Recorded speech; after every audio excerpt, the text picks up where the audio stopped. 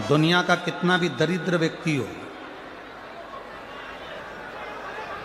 चाहे दुनिया का कोई व्यक्ति ऐसा हो जिसका कभी व्यापार चलता ही नहीं हो, उसने 50 बार बदल के देख लिया, फैक्ट्री चली नहीं रही, जिस काम को करने के लिए जाते हैं वो काम टल जाता है, आज की जगह कल, कल की जगह परसों, परसों की जगह नरसों, काम होता ही नहीं। बेटा बेटी का संबंध करने जा रहे हैं पर हो ही नहीं रहा।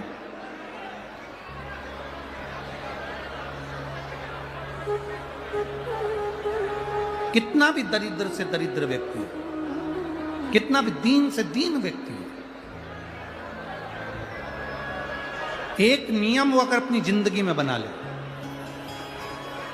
प्रदोष काल में, प्रदोष के समय पर बेलपत्री के वृक्ष के नीचे एक बार जाकर नमन करना और प्रदोष काल में शंकर भगवान के मंदिर में दिया लगाना, ये दो चीजें अगर वो 3 महीना भी लगातार कर ले तो उसके जीवन में कभी कोई समस्या आ ही नहीं सकती, कोई दुख आ ही नहीं सकता। एक नियम बना, जब कोई कहते तुम्हारे जीवन में कष्ट ही कष्ट है, तब एक काम चालू करो, शिव की आराधना।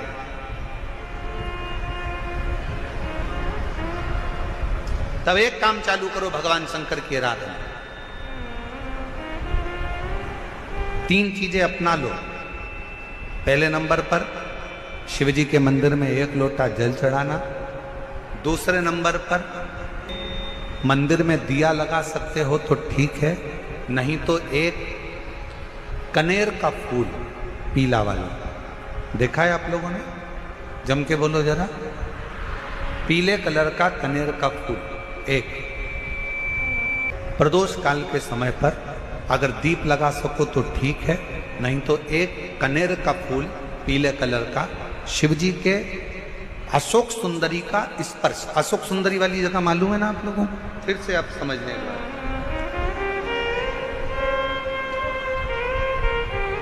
ये शिवलिंग,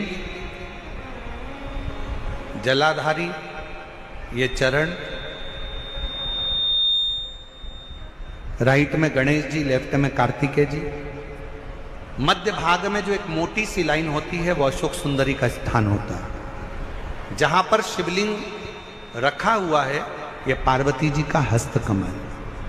शिवलिंग के ऊपर जो कलश में से एक एक बूंद पानी गिरता है वो शंकर जी की 5 लड़कियां, जया, विषहरा, शामली बारी, दौतली, देव। शिव जी के 6ठे नंबर की लड़की अशोक सुंदरी मध्य भाग में। जब एक कनेर का फूल प्रदोष काल में अशोक सुंदरी वाली जगह पर स्पर्श कराकर शिव जी को समर्पित करना। 3 क्रम है, अगर बन सके तो करो। पहला 1 लोटा जल चढ़ाना। दूसरे नंबर पर अगर बहुत ज्यादा तकलीफ की जिंदगी चल रही हो, बहुत कष्टमय जीवन चल रहा हो और सब ने कह दिया कि तुम्हारी किस्मत में तो धक्के ही लिखे हैं, केवल आप धक्के ही खाओगे, तो एक कनेर का पुष्प प्रदोष काल में अशोक सुंदरी का स्पर्श कराकर शिवलिंग पर चढ़ाओ और शिव की आराधना और दिल से बाबा को पुकारते रहो, श्री शिवाय नमस्तुभ्यं, श्री शिवाय नमस्तुभ्यं। और मेरी जीजियों, मेरे जीजाओं, मेरी बेटियों, बेटाओं, मेरी माताओं, एक बात और आपसे कहना चाहूँ। जब आप पशुपतिनाथ का व्रत करो ना, पशुपति व्रत को अगर आप धारण करो, या सोमवार का व्रत करो, या शिवरात्रि का व्रत करो, या प्रदोष का व्रत करो, या आप शंकर जी के मंदिर में जाकर कोई उपास, कोई व्रत, कोई पूजन कर रहे हो ना, तो एक निवेदन और आज इस व्यासपीठ से करें आप लोगों के लिए। आपकी पूजन की थाली में सब कुछ है, सब कुछ। और जो आपके पास में बैठकर पूजन कर रही है उसकी थाली में अगर कोई कमी रह गई है ना, तो शिव महापुराण ये भी कहती है कि शंकर के सामने बैठकर किसी की पूजन की थाली में भी कमी मत देखो, बन सके अपनी पूजन की थाली में से थोड़ा सा सामान उसकी थाली में रख दो, प्रयास करना कि वो कमी ना देखी जाए। अगर हम भगवान की साक्षी में भी अगर कमी देखेंगे तो हमारे जीवन में कमियां बढ़ती चली जाए। हम क्यों कमी? हे गुरुजी,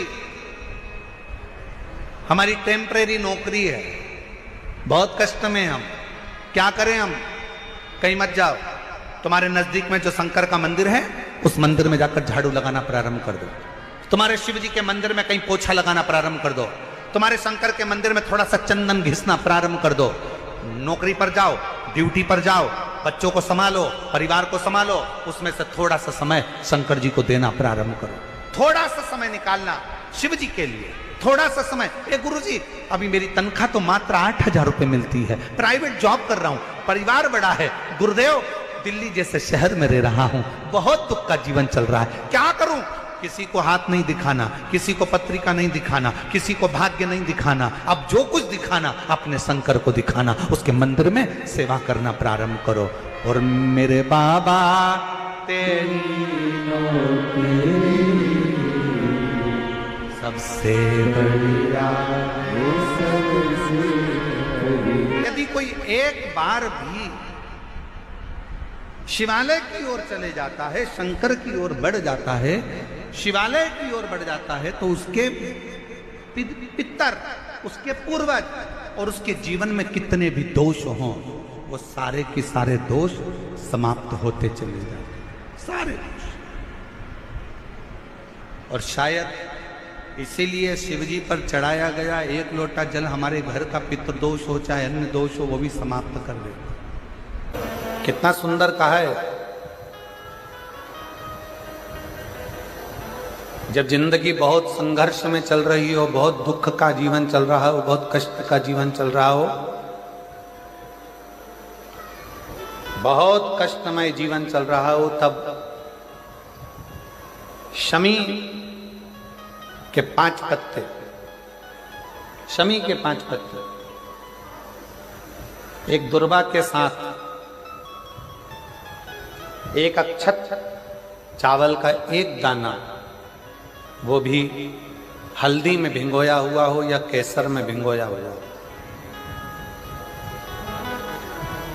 शमी पत्र 5, एक दुर्वा, एक चावल का दाना, जो दिल से हृदय से बेलपत्री के वृक्ष के नीचे पार्थिव लिंग का निर्माण कर कर मट्टी का शिवलिंग बनाकर प्रदोष काल में, मतलब शाम के समय पर शिवलिंग बनाकर उस पे जल चढ़ाकर, जो ये 5 शमी का पत्र, एक दुर्वा और एक चावल का दाना, अपनी कामना कर कर, जो दुख चल रहा है बाबा से विनय कर कर एक एक पत्ता जब समर्पित कर दे, फिर एक दुर्वा समर्पित कर दे, फिर एक चावल का दाना समर्पित कर दे और बाबा का वहीं पर पुनः विसर्जन कर दे, 3 महीना तो जाने दो, 15 दिन के अंदर वो दुख कटता जरूर है, चाहे कोई भी दुख,